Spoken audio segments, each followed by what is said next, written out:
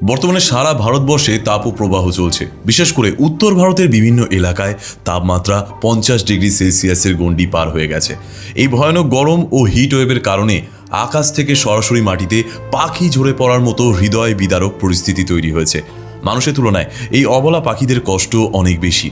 ছোট পাখিদের শরীরে বিপাকীয় হার বা মেটাবলিক রেট অত্যন্ত উচ্চ থাকায় তীব্র গরমে অল্প কিছুক্ষণ উঠলেই তারা ডিহাইড্রেশনের শিকার হয়ে পড়ে। পাখিদের শরীরে জল জমিয়ে রাখার ক্ষমতাও অত্যন্ত কম। শ্বাস নেওয়ার সময় শরীরের ভিতরে জল দ্রুত শুকিয়ে যায়। ফলত অতিরিক্ত ডিহাইড্রেশন ও হিটস্ট্রোকের কারণে পাখিরা দিগ্ভ্রান্ত হয়ে পড়ে এবং দুর্বলতায় জ্ঞান হারিয়ে মাটিতে আছড়ে পড়ে। শুধু পাখিই নয়, আমাদের চারপাশে থাকা রাস্তার কুকুর, বিড়াল এবং অন্যান্য প্রাণীরাও এই তীব্র গরমে ভীষণ কষ্টে দিন পার করছে। পিচঢালা গরম রাস্তায় এদের পায়ের পাতা পড়ে যাচ্ছে, ছায়া ও জলের অভাবে হিটস্ট্রোকে আক্রান্ত হচ্ছে।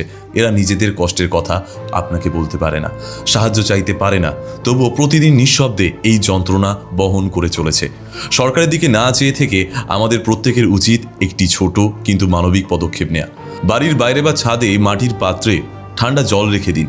পাখি, কুকুর, বিড়াল সকলেই উপকৃত হবে। সামান্য শুকনো খাবার বা ভাত রেখে দিলে ক্ষুধার্ত প্রাণীরা প্রাণে বেঁচে যেতে পারে। রাস্তায় কোনো প্রাণীকে হিটস্ট্রোকে কাবু হয়ে পড়ে থাকতে দেখলে তার গায়ে সামান্য জল ঢেলে বা ছায়া সরিয়ে দিয়ে সাহায্য করুন। পোষা প্রাণী থাকলে তাদের পর্যাপ্ত জল এবং ঠান্ডা পরিবেশ সুনিশ্চিত করুন। আমাদের সামান্য একটু সচেতনতা ও সহানুভূতি হতে পারে এই নিরীহ প্রাণীগুলোর বেঁচে থাকার একমাত্র অবলম্বন। প্রকৃতির প্রতি দায়িত্ববোধই আসল মানবতা।